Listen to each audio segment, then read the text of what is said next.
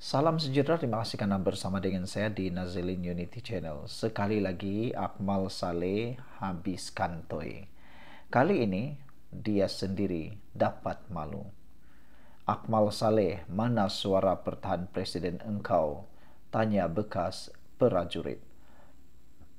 Inilah yang menjadi persoalan terhadap Akmal Saleh.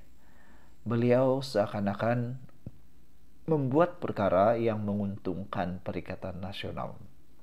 Banyak perkara yang ditimbulkan oleh Akmal Saleh membuatkan Perikatan Nasional dapat meneguk di air keruh, dapat menikmati keuntungan tanpa perlu berjuang. Dengan kata lain, dapat bola gantung. Macam itulah ceritanya. Seorang bekas prajurit mempersoalkan di mana suara lantang Ketua Pemuda UMNO, Datuk Dr. Muhammad Akmal Saleh dalam mempertahankan Presiden Parti itu, Datuk Seri Dr. Ahmad Zahid Hamidi.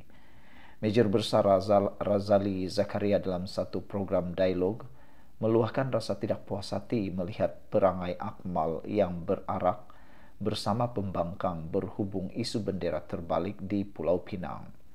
Pesara tentera itu mempersoalkan tindakan Akmal ketika Parti Ikatan Demokratik Malaysia Muda melancarkan kempen menuntut Jabatan Peguam Negara AGC membuka semula kes-kes rasuah dan salah guna kuasa melibatkan Ahmad Zahid Hamidi yang juga timbalan Perdana Menteri. Sebelum kita teruskan ulasan ini, jangan lupa tinggalkan komen Anda dengan tanda pagar "Kami Sayang Malaysia" dan izinkan saya berkongsikan kepada Anda semua, ini terapi imun Transovector for Life, terapi imun yang meningkatkan daya imun badan kita sehingga 400%. Secara umum dan ringkasnya, apabila imun badan kita lemah, apabila imun badan kita bodoh, apabila imun badan kita tidak bertindak lagi bagus, kita kena penyakit dan sukar untuk sembuh daripada penyakit. Tapi dengan imun badan kita yang kuat, dengan imun badan kita yang bijaksana, dia akan dapat mengenal mana satu lawan, mana satu kawan dalam tubuh badan kita. Lalu akar penyakit yang ada dalam tubuh badan kita dihapuskan oleh imun badan kita yang sudah jadi kuat dan bijaksana.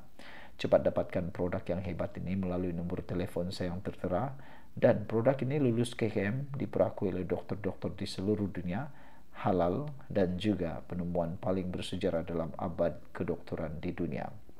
Cepat dapatkannya. Mungkin ini adalah jalan keluar untuk masalah kesehatan Anda semua. Saudara-saudara sekalian, yang betulnya ialah apa yang dikatakan oleh pesara tentera ini. Ketika Zahid Hamidi dihentam oleh Parti Muda untuk mau buka semula siasatan terhadap Zahid Hamidi, kempen untuk cuba mengaitkan Zahid dengan perkara yang telah dilepasinya di mahkamah, sepatutnya Akmal Saleh, inilah waktunya Anda pertahankan presiden Anda. Tapi Akmal Saleh sibuk pula pertahankan benda-benda yang tidak sepatutnya. Memang patut pertahankan apa yang dia pertahankan, tapi apa yang lebih penting ialah dia harus pertahankan presidennya. Tapi kini apa yang dia buat? Dia sibuk dengan benda lain, sibuk nak bergaduh pula dengan Luqman Adam. Sehingga dia berani pula mengajak Luqman Adam seakan-akan dia samsing bahwa Luqman Adam masuk ring bertumbuk. Selain itu, Akmal Saleh juga mencabar untuk membawa hal ini ke mahkamah untuk menyaman Luqman Adam. Saya tak pernah terfikir bagaimana Akmal Saleh berani membuat kenyataan umum itu di dalam khalayak ramai, yang mana pasti akan ditunggang oleh Perikatan Nasional. Dan ini pasti akan lebih melemahkan lagi UMNO, Barisan Nasional. Menjadi pertanyaan daripada prajurit bersara ini, Akmal, mana suara kamu? Mana suara kamu untuk pertahankan presiden engkau, katanya. Mana kau punya suara pertahankan presiden engkau? Presiden engkau dihentam kiri, kanan, atas, bawah. Engkau diam je.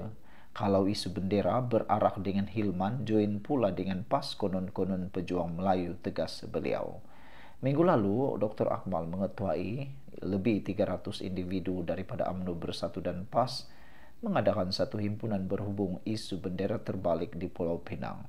Sulan daripada itu, beliau telah dipanggil memberi keterangan di Ibu Pejabat Polis Daerah Dangwangi berhubung perhimpunan berkenan. Menurut peguamnya, Aizat Azam, ahli Dewan Undangan Negeri Adun Marlimau itu memberikan kerjasama penuh sepanjang sesi siasatan dan menjawab lebih 80 soalan daripada pegawai penyiasat.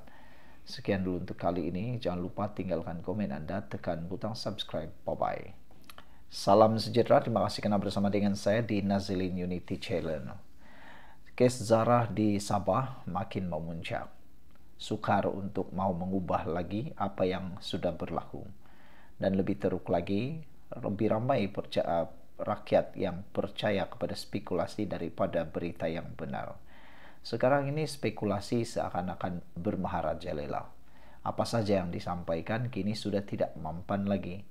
Sehingga ada yang menuntut supaya Haji Jinur, Ketua Menteri Sabah, harus bubar cepat Dewan Undangan Negeri, dan mereka kata Haji Ji perlu letak jawatan. Apakah yang patut Haji Ji lakukan sebenarnya? Itu persoalan besar. Yang saya rasa Haji perlu teruskan apa yang perlu diteruskan, utamakan pemerintahan dulu, dan lebih penting daripada itu tidak lama lagi Dewan Undangan Negeri Sabah akan bubar. Hari ini kita digemparkan dengan keputusan Haji Ji berkait dengan kedudukan politik beliau. Menariknya, Haji Ji membuat keputusan yang tidak ada satu orang pun yang percaya. Haji Ji kata dia sudah letih dengan politik. Beliau umum PRN Sabah adalah penglibatan terakhirnya. Maknanya ada 5 tahun lagi, kalau Haji Ji menang, dia akan masih berada dalam politik. Haji Ji mengaku dia sudah letih dengan politik. Umum PRN Sabah penglibatan terakhir.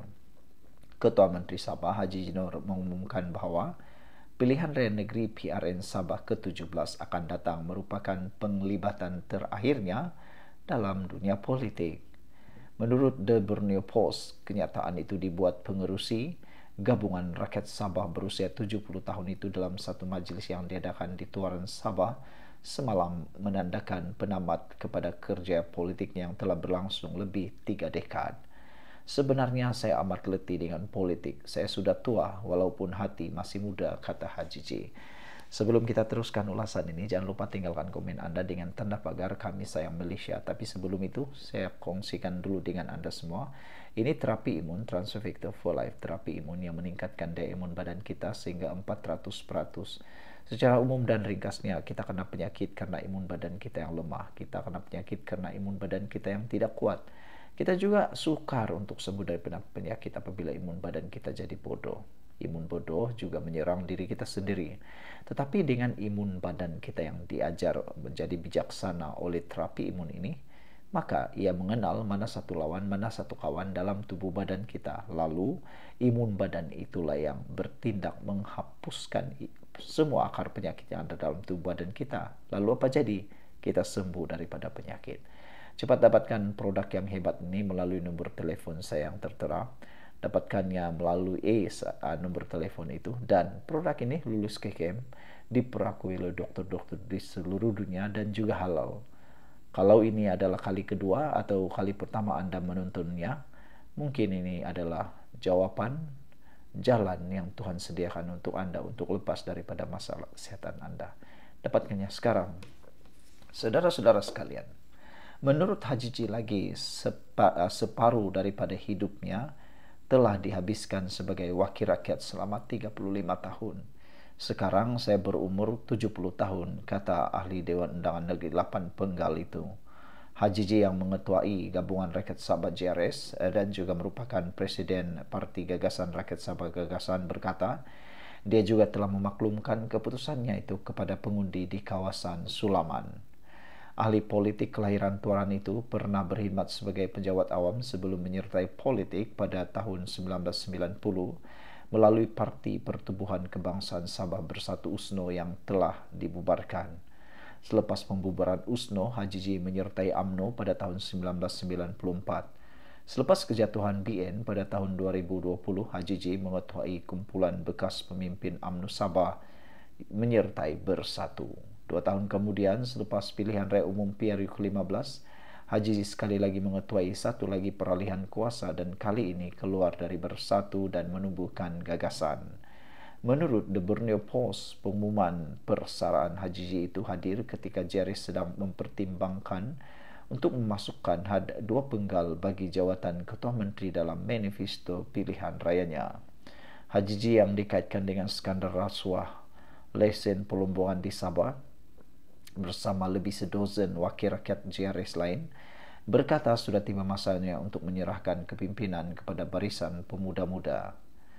Pemimpin muda PRN Sabah akan datang perlu diadakan selewat-lewatnya 7 Disember tahun ini dan dijangka menyaksikan peralihan pakatan serta pertandingan pelbagai penjuru dengan JRS dijangka bertembung dengan BN walaupun terdapat pakatan cinta tiga segi antara Pakatan Harapan BN dan JRS. Ketua Penerangan UMNO Sabah Suhaimi Nasir sebelum ini menyifatkan JRS sebagai liability menjerang tempo berkempen, pandangan yang turut dikongsi oleh Ketua PKR Sabah Mustafar Sakmud.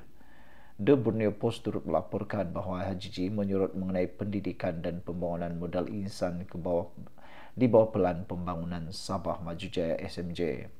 Belum pernah sebelum ini kita melaksanakan pelbagai inisiatif, katanya merujuk kepada RM1.33 bilion yang telah disalurkan ke sektor itu dalam tempoh 5 tahun lalu. Sekian dulu untuk kali ini. Jangan lupa tinggalkan komen Anda. Bye-bye.